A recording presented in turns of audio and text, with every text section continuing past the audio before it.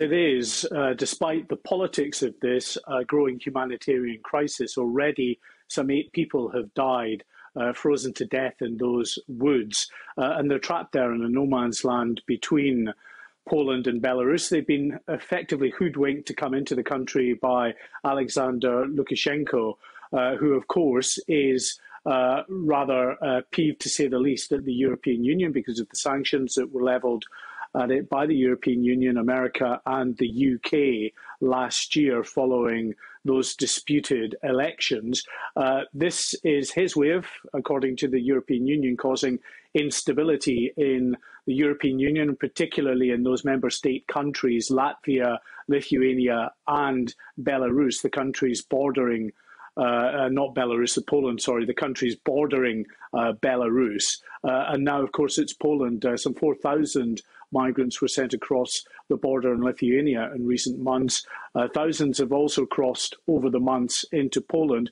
Poland's decided it's had enough, so it's fortified its defences on the border. It won't let them beyond that point.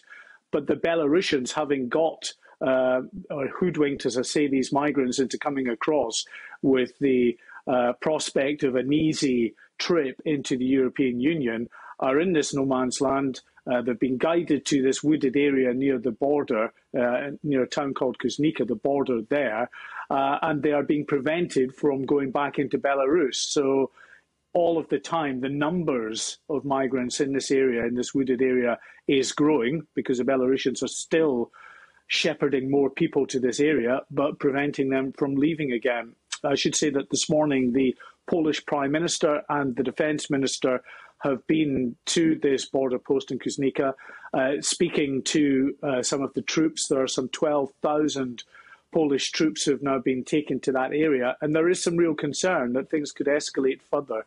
There have been shots fired again this morning. I've just been watching some video where you can very clearly hear the gunfire.